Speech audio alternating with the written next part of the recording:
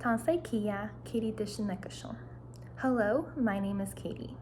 Today I would like to acknowledge the traditional, ancestral, and unceded territory of the Musqueam, Squamish, and Tsleil-Waututh Nations, on which I am learning, organizing, and working today.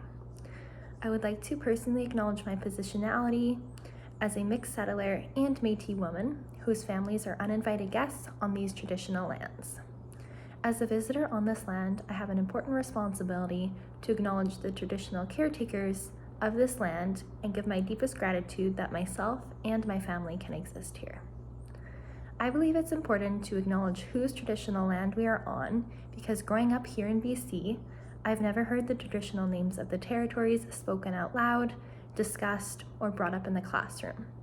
Indigenous peoples were talked about in the past tense, and all the struggles they faced were in the past tense as well. It is easier to deny Indigenous peoples their rights if we historicize their struggles and simply pretend they do not exist in current times. As a proud Indigenous woman and a student working to end the colonial system through my own decolonized education, I would like to take this opportunity to commit myself to the struggle against the systems of oppression that have dispossessed Indigenous peoples of their lands and denied them their rights to self-determination. I encourage all of you watching to do the same and learn more about the traditional caretakers of the land you are situated on today. Thank you, and Marseille, all my relations.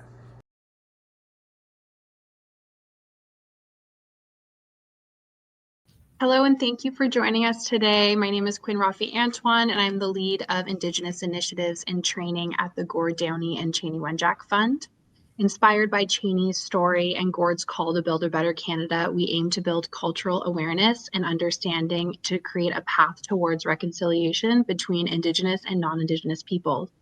It's great to be here today for a special DWF Live with Lyana Patrick and Jasmine Thomas to chat about their film Nechako. I will pass it over to them to introduce themselves. Thank you both so much for being here today. Lyana, I'll pass it over to you. Thank you, Quinn. Thank you so much for the opportunity to share about Nechako. Really grateful to be here. So my name is Lyana, and I'm a member of the Stellat'en First Nation, which is in the north interior of British Columbia. And I'm a member of the Frog Clan. And on my mom's side, I'm Acadian and Scottish from Unama'ki, colonially known as Cape Breton Island. And I'm very happy to be joining you today. Merci. Hi, my name is Jasmine Thomas, and I am a member of Saik'uz First Nation, and I sit with the Noolhk'ai Whut'en Frog Clan, and we are stewards of the water. I am also a mother of two, who you will see in the film as well, and I am speaking to you from my community in our language and culture program room right now, and I'm currently acting as the Stewardship and Reconciliation Lead for my nation, and that is coming after 8 years of elected leadership. And you will see some of that work throughout the film when I was in my former role. And I was also honored to have worked alongside Lyana and an amazing team as an associate producer for this film, and can't wait to share more with you. Thank you for welcoming us. Thank you so much. We have some questions for you, so let's jump right in. And for those tuning in, please feel free to add your comments and questions in the chat below. Your film Nechako, It Will Be a Big River Again, shares an important story about the Stellat'en and Saik'uz peoples' connection to Nechako River. Can you share with us what inspired the film and what hope young people should take away from it? Mm-hmm. Yeah, I'm happy to start with this one, and Jasmine, jump in anytime. So, you know, as the writer and director of the film, I first of all felt a huge sense of responsibility to this story, and in part because I had known about what had happened with the Kenny Dam and the Nechako River for quite a few years. Many years ago, I had been working as a journalist, and I had actually covered a story about what was called the Kumano Completion Project. And it was a project that was going to divert even more of our river, which had already been diverted 70%. And so that was when I was in my early 20s, and I was just starting to hear about what had happened and the impacts of that diversion. So, and then in my master's project, I had also looked at the impacts of a dam in Tla'amin territory in BC. So these issues were really near and dear to my heart. And then, of course, this was a story that directly impacted Dakelh peoples, which Stellat'en is a part of that, where my family are from. So, as Jasmine said, there was a huge team involved in making this film, and so I was one part of that team. But it was actually Lantern Films, the production company, who was approached by the chief of Saik'uz, Priscilla, to ask whether they had an interest in making it. And because I'd been working with Lantern, they approached me. And of course, immediately I was like, yes, this is a story that I would love to be involved in. And I think, one of the main takeaways for me is just the power and the beauty of intergenerational knowledge and resistance and resilience in fighting for our lands and our waters. And I think that's what the film really demonstrates, is that the work that's been done in communities has been for the 7 generations before us and the 7 generations to come. So everybody has their role to play in this, and there's a lot of strength and power and beauty in that. So, that's one of the messages anyways, that I hope people take away. Thank you so much for sharing. To our second question, the Stellat'en and Saik'uz nations have worked for many years to protect Nechako River. Can you explain what this work means to the community and what they hope to achieve through this? Thank you, Quinn, for your question. And just to follow up a little bit to the first one and build on what Lyana was mentioning as well, I think, I hope the film really portrays the multi-generational effort of resistance and resilience from many communities. And there were so many people to consider in the development of this. So thank you, Lyana, for capturing a story that was able to portray some of the voices from the communities in terms of this broader intergenerational fight for our river. And so growing up, learning about the impacts of the development of the Kenny Dam, relationship with the company, and how that impacted our community, it really was not known, I think, to the extent of the impacts of corporations and their roles with diverting 70% of an entire river for corporate interests, and how that impacted our communities. Growing up in the communities, wondering why there were so many socioeconomic conditions that you could see where people were really struggling. And then you look to our land, you look to our river, and you look to our members and see how they reflect each other, but also that resiliency is still there. You see a lot of people wanting to learn more about who they are, where they come from, their traditional governance systems, how we manage the land, how we manage the waters and other resources.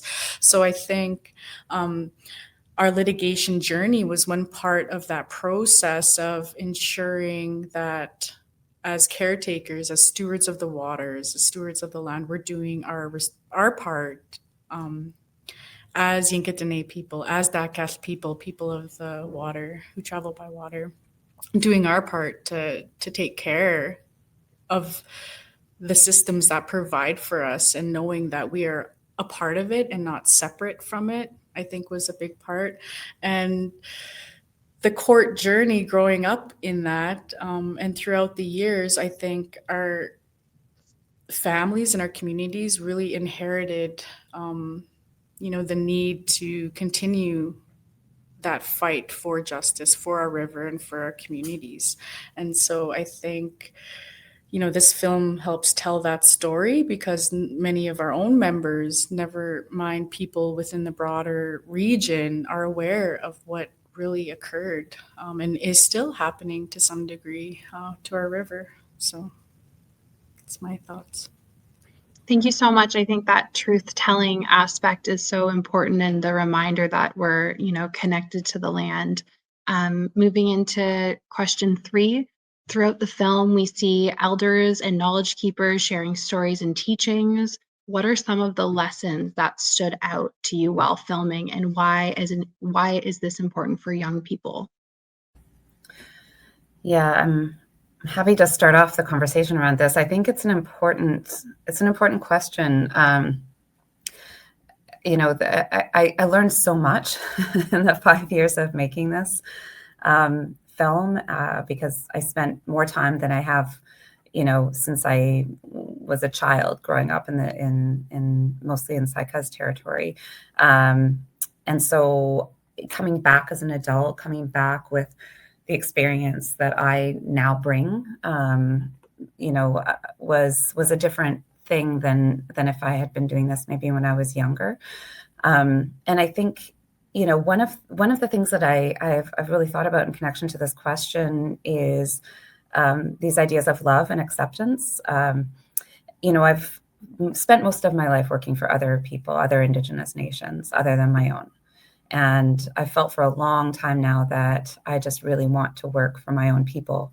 And at the same time, I always felt a bit of disconnect because of growing up outside of my community. And even though, my family, are respected within our community and have long held different roles and responsibilities there, I've always felt like maybe people don't know who I am.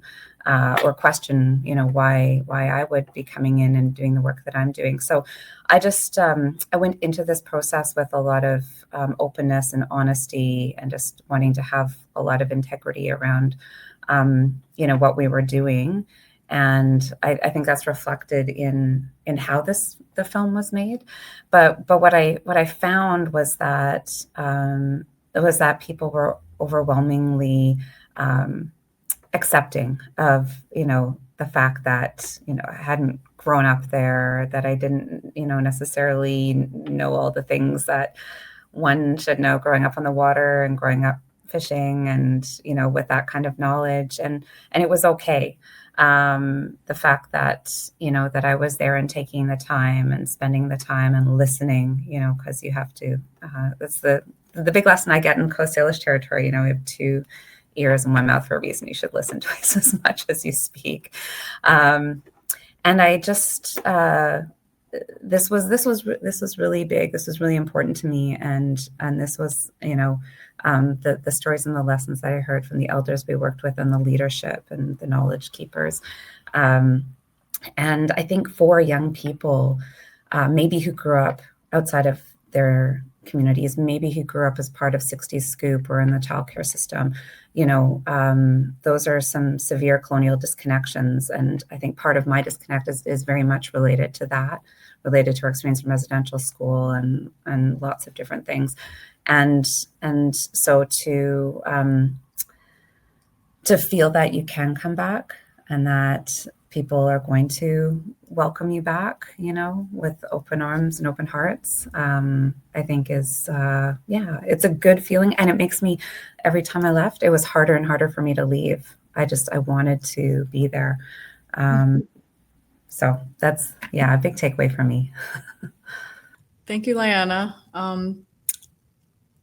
It was so amazing to just watch the final product of this film and listen to the elders, listen to the leadership and the knowledge holders, through the different archival work. Again, so many voices, so many people behind the scenes, in the courtrooms, on the streets, protesting throughout the years for the health of our river, I think was really instrumental. And to see it on film was another experience in itself.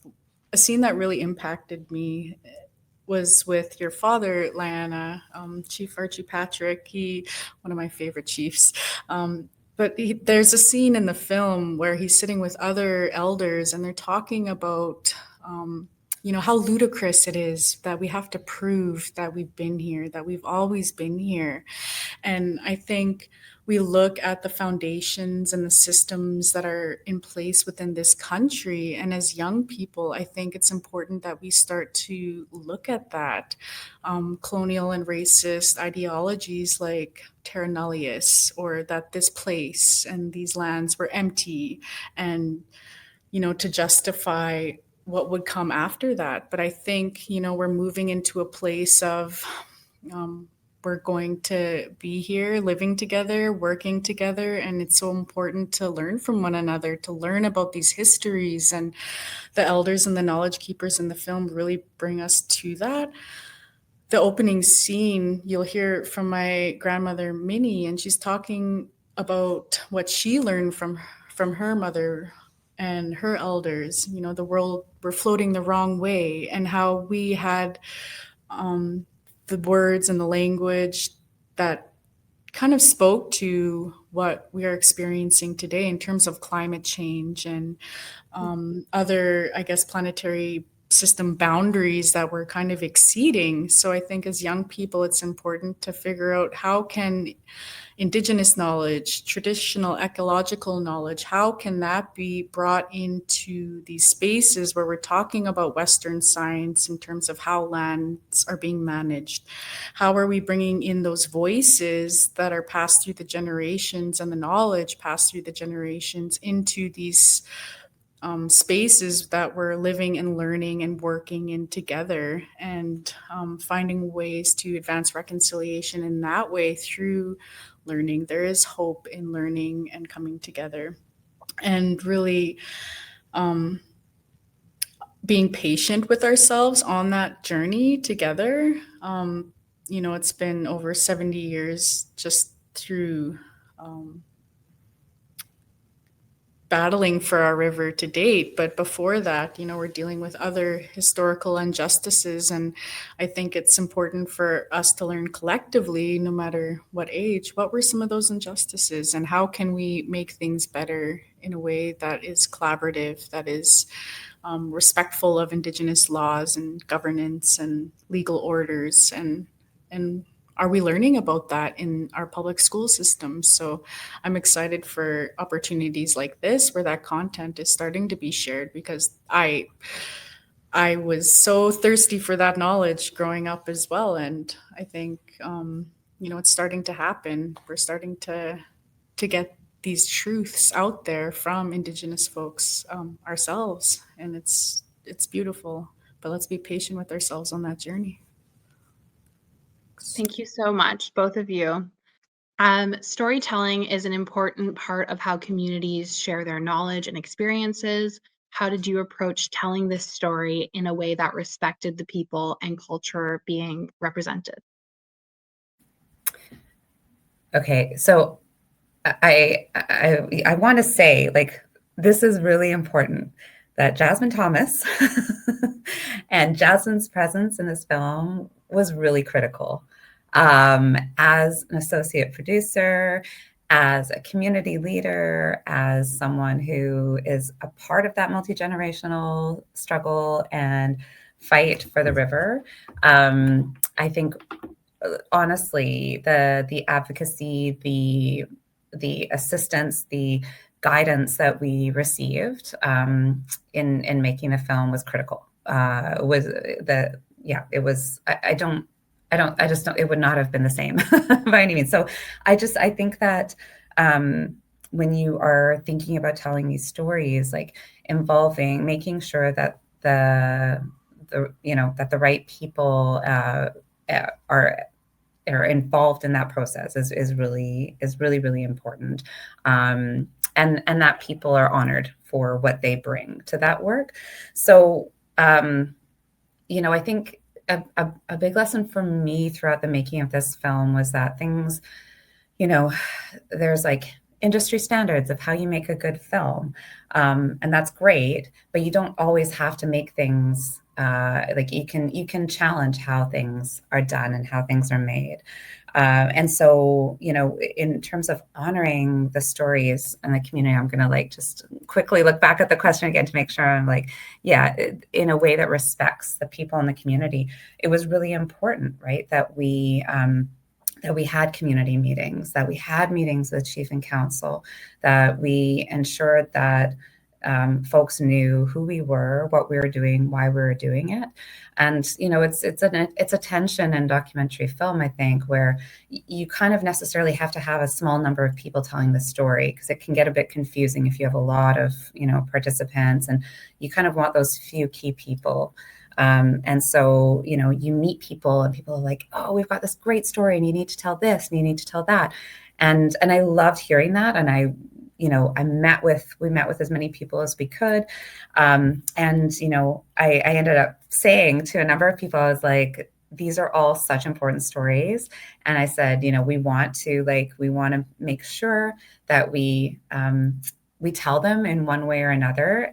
They may not all end up in the final product, because we can only tell the story through a few perspectives just for the sake of story. But there was an opportunity, for example, through archives, like collecting all of these different archival materials and having them be available to the community was a huge part of this project.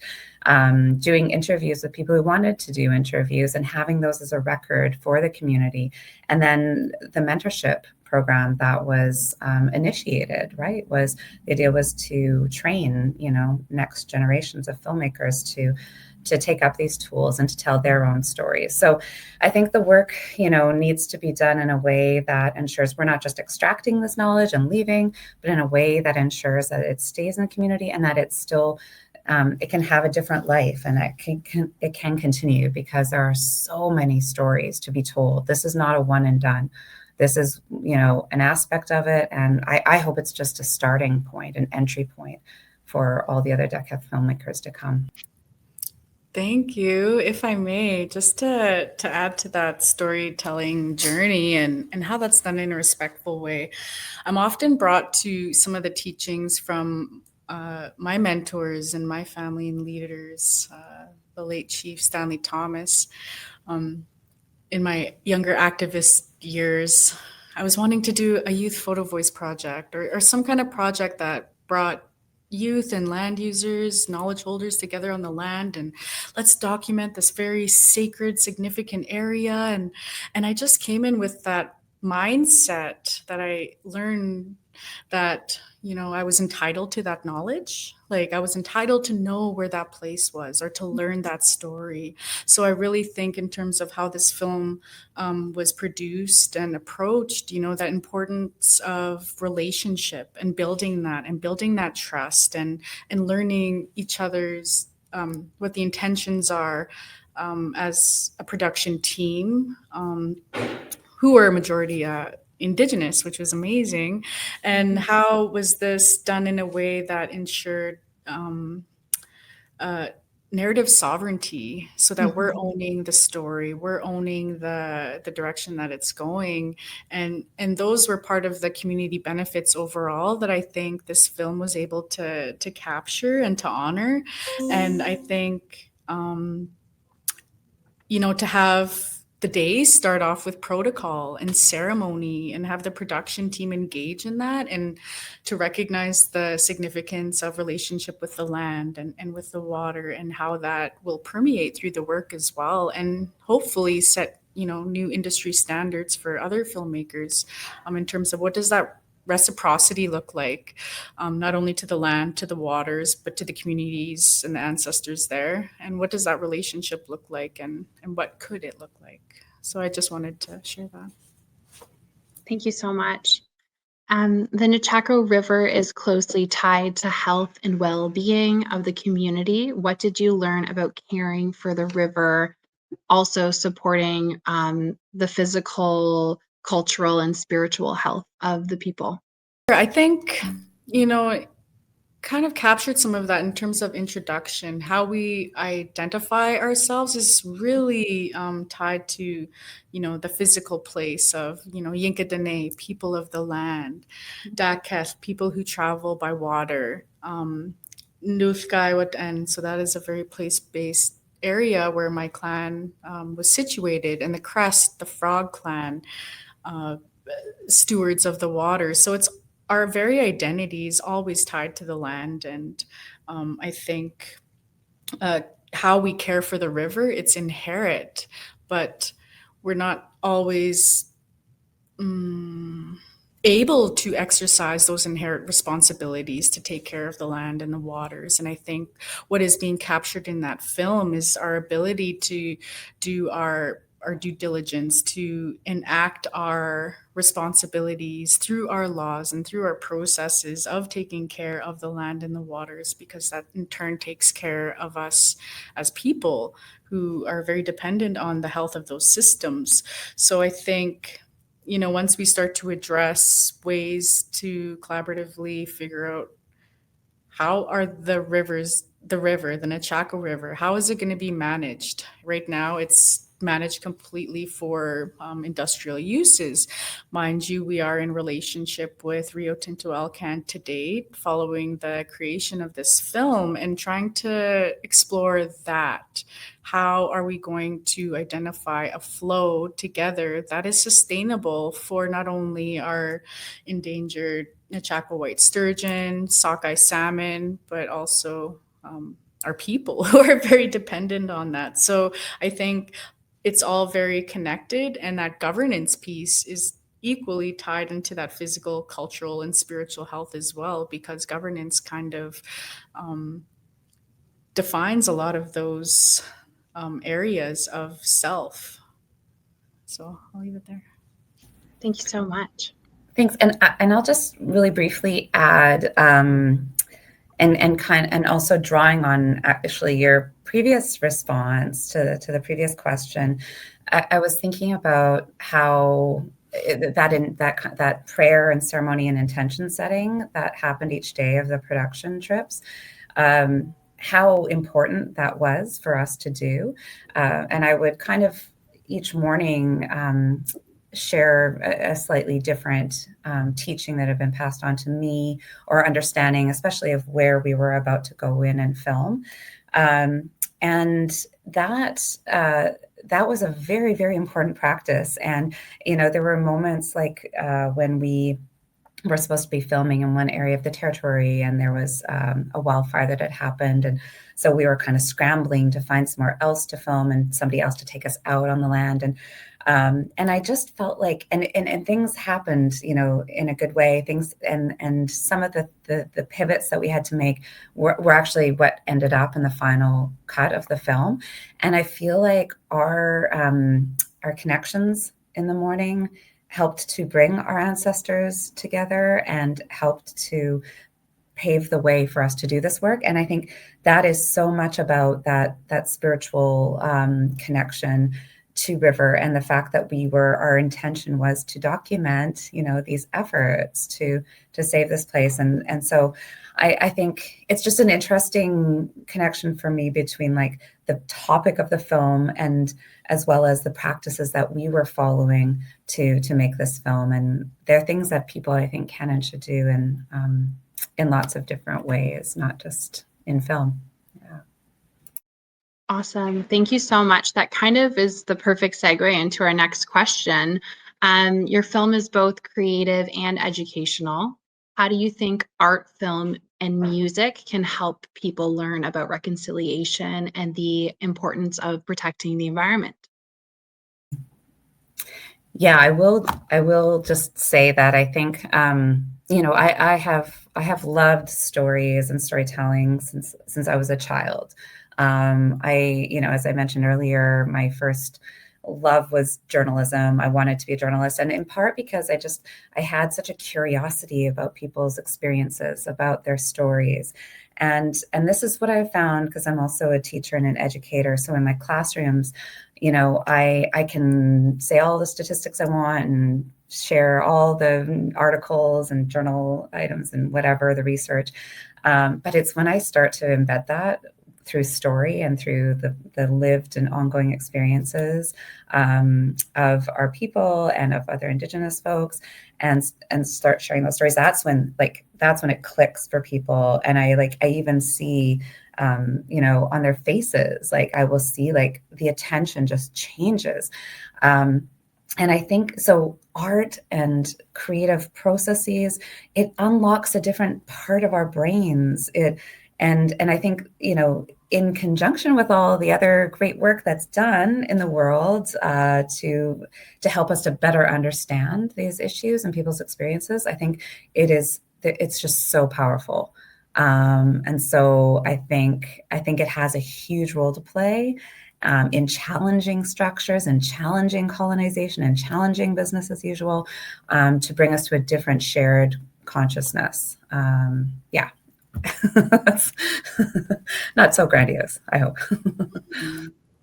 That's awesome. Thank you. If I may, just Please. I try to remember the diversity and the roles that everyone brings. Not everyone's going to be that public speaker or be the leader or be doing press conferences or negotiations. And I think, through the arts, it's definitely one way where people can express themselves. I think of, projects we've done in community through Photo Voice, for example, as a tool to gauge youth's perspectives through photos on how they view their connections between land and health and well-being, and identify barriers and ways to reconnect to the land. So I think for people who've been impacted by, developments like the Kenny Dam, for example, people lost their voice through that process. They lost who they were, their pride, but still were able to maintain through amazing resiliency through the arts and be able to still express themselves, whether it's in protest through art or through film or whatever that might be. So I think, for young people, there are different ways that you can contribute to address ecological and social justice issues, and art is one tool that you can use to do that, just to acknowledge the diversity of approaches. So thanks. Awesome. Thank you both so much for sharing your thoughts on creating the film and the process. If you have one message to leave with the students who are watching today as they continue to learn about land, water, and reconciliation, please share as a final thought. Yeah, I was thinking how, how powerful grief is, for example. And I think, when we start to touch on very heavy issues in the film, like about the history of the colonial history of this country and how decisions were made without consent, for example, how are we processing the learning of this information for the first time? Like, even for myself, having gone through post-secondary, a lot of the details of the laws and legislation and practices of this country I didn't learn until later. Mind you, I grew up in community, but they weren't talking about the impacts of residential school, or our river was diverted for industrial uses, and if we protested, we would have been arrested. We couldn't get legal representation to support us. So I went through cycles of grief, and I think even as non-Indigenous peoples and settler communities, you go through those different cycles of grief or guilt or whatever it might be, but honor that as part of your own personal healing journey. And I think it's going to be different for everybody in terms of healing relationships within ourselves, with each other, and then with the more than non-human world, right? So I think be gentle with yourselves at the end of the day. That is a beautiful message. I don't know why I got really emotional listening to you just now, like teary-eyed emotional.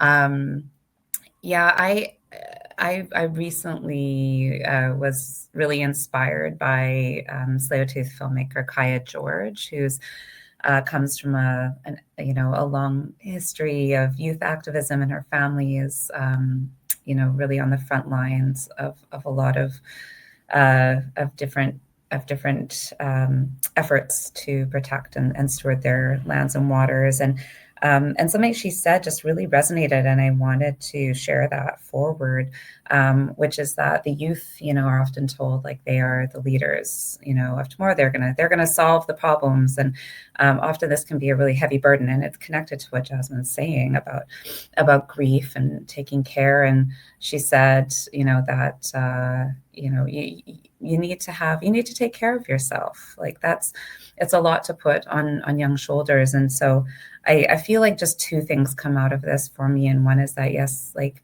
do take care, find your community and your allies, and find those things that you're passionate about. And if you feel able to and can, like, do that activism work as well, because your voice matters. The voices of the youth hugely matter, and you have so much power in terms of the energy and the attention that and the knowledge and awareness that you have. As Jasmine mentioned, we didn't always know this stuff growing up, and I think we know a lot more now. And so I think those are the two kind of messages that come forward for me. And I'm grateful for the young activists who do this really hard, incredible, powerful work. Well, Chi-miigwech to both of you for being here today. This has been really inspiring and powerful. And thank you to all those who tuned in today. Take care. Merci. Thank you. Sanchalia.